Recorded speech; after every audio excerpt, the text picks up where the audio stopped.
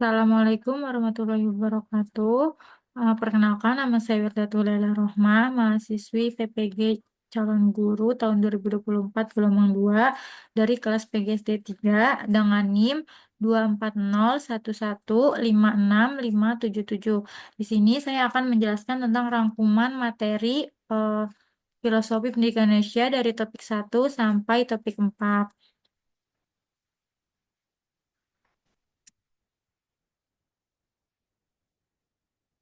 Yang pertama ada di topik 1 tentang perjalanan pendidikan Indonesia. Yang pertama ada sebelum kemerdekaan. Pendidikan pada masa penjajahan hanya digunakan untuk memenuhi kebutuhan dan kepentingan bangsa penjajah di Indonesia. Pendidikan di masa penjajahan tidak membuat manusia merdeka, sehingga akan selalu bergantung pada penjajahan. Akses yang didapatkan oleh pribumi juga terbatas yang diatur oleh para penjajah. Ada zaman sesudah kemerdekaan. Pendidikan merupakan hak seluruh rakyat. Nah, tujuan dari pendidikan ini adalah memerdekakan manusia.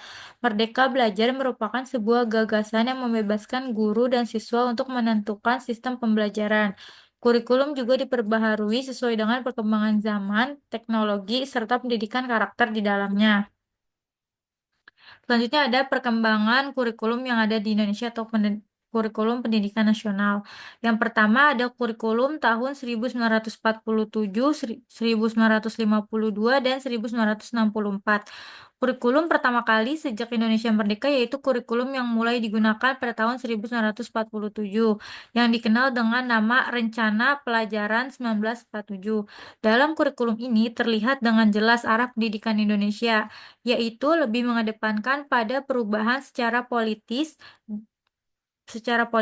perubahan dari arah pendidikan Belanda menuju kepentingan nasional. Kurikulum ini baru diberlakukan setelah 3 tahun kemudian, yaitu pada tahun 1950. Selanjutnya ada kurikulum 1968. Kurikulum 1968 lahir akibat perubahan politik di Indonesia, yaitu dari Orde Lama ke Orde Baru.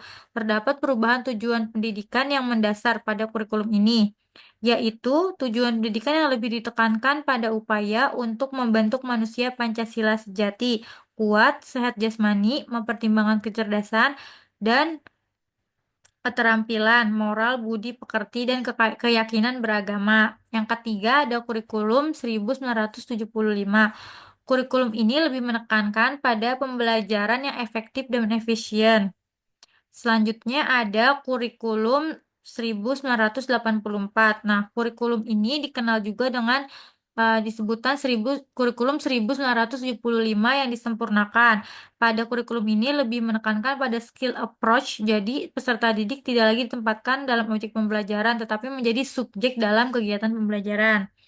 Yang kelima ada kurikulum tahun 1994, yaitu kurikulum penyempurnaan dari sebelumnya dengan memberi banyak penambahan pembelajaran, terutama materi muatan lokal.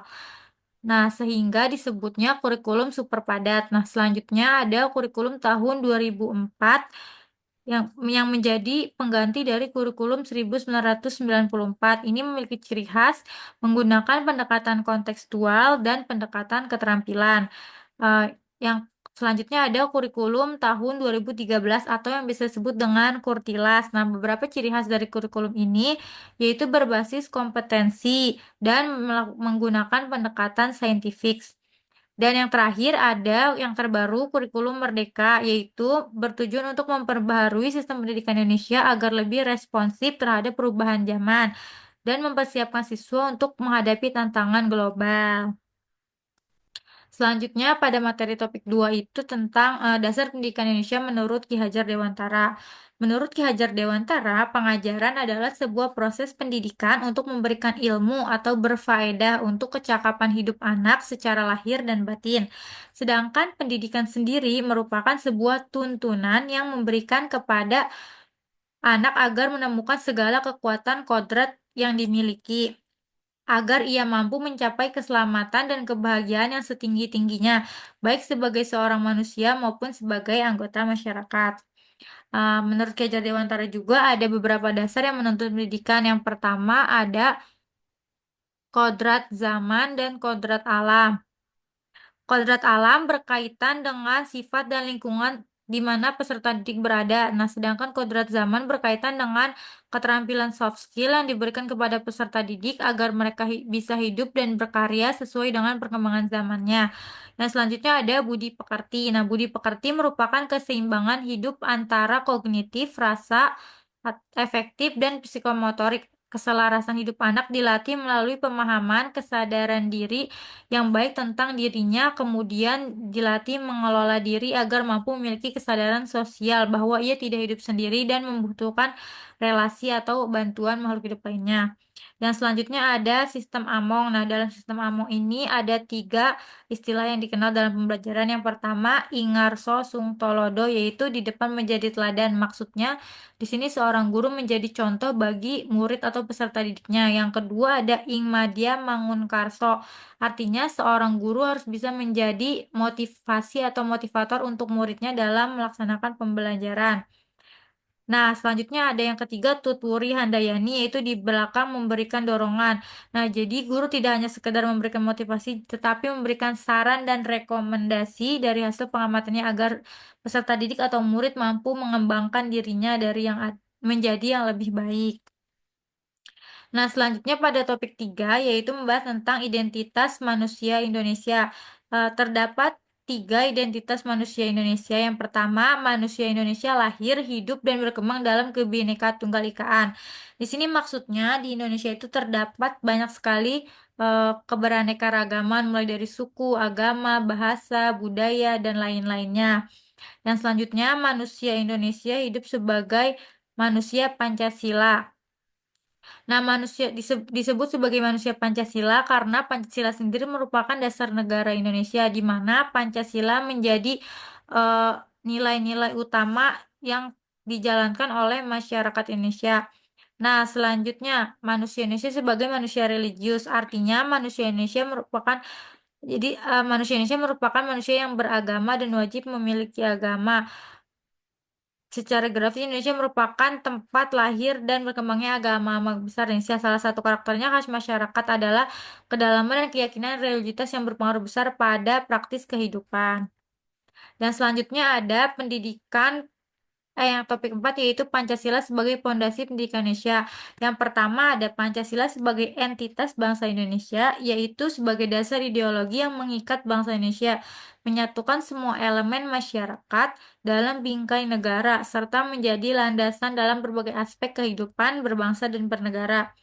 Yang selanjutnya ada Pancasila sebagai identitas bangsa Indonesia. Pancasila sebagai identitas bangsa Indonesia lebih menekankan pada ciri khas dan jati diri bangsa Indonesia yang tercermin dalam nilai-nilai luhur yang terkandung dalam Pancasila.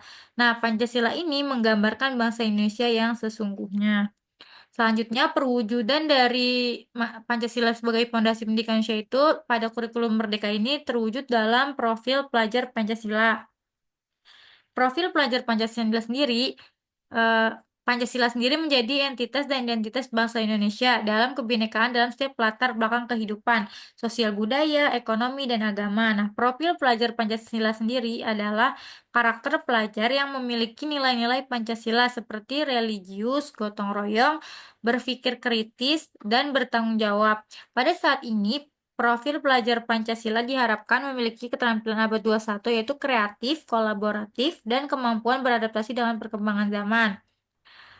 Profil pelajar Pancasila dalam Indonesia yaitu memiliki 6 elemen. Yang pertama, beriman dan bertakwa kepada Tuhan Yang Maha Esa adalah pelajaran yang berakhlak mulia dalam hubungan dengan Tuhan Yang Maha Esa. Ia memahami agama dan kepercayaan serta menerapkan tersebut dalam kehidupannya sehari-hari. Misalnya hal kecil di sekolah itu ketika pembiasaan siswa membaca doa sebelum dan sesudah memulai pembelajaran. Yang kedua ada dimensi berkebinekaan global. Pelajar Indonesia mempertahankan budaya luhur, lokalitas identitasnya, dan berpikiran terbuka dalam berinteraksi dengan budaya lain, sehingga menumbuhkan rasa saling menghargai dan memungkinkan terbentuknya budaya baru yang positif dan tidak bertentangan dengan budaya luhur bangsa. Nah, contohnya ini ketika peserta didik atau siswa berkelompok dengan teman yang berbeda daerah atau sukunya. Selanjutnya yang ketiga ada dimensi bergotong royong. Pelajar Indonesia memiliki kemampuan bergotong royong, yaitu kemampuan untuk melakukan kegiatan secara bersama-sama dengan sukarela agar kegiatan yang dikerjakan dapat lebih cepat selesai dan mencapai tujuan bersama. Contohnya di kelas itu misalnya ketika mereka melakukan kerja kelompok atau diskusi bersama. Yang keempat ada dimensi mandiri. Pelajar Indonesia merupakan pelajar mandiri, yaitu pelajar yang bertanggung jawab atas proses dan hasil belajarnya. Nah, contoh hal kecilnya ketika siswa bisa mengerjakan tugasnya secara individu atau menyelesaikannya secara individu. Yang kelima ada dimensi bernalar kritis. Pelajar yang bernalar kritis mampu secara objektif memproses informasi baik kualitatif maupun kuantitatif, membangun keterkaitan berbagai informasi, menganalisis informasi, mengevaluasi dan menyimpulkannya.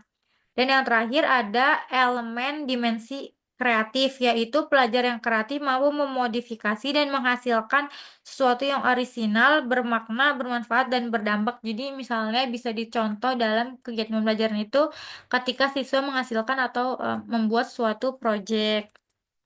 Sekian penjelasan dari saya, kurang dan lebihnya mohon maaf. Wassalamualaikum warahmatullahi wabarakatuh.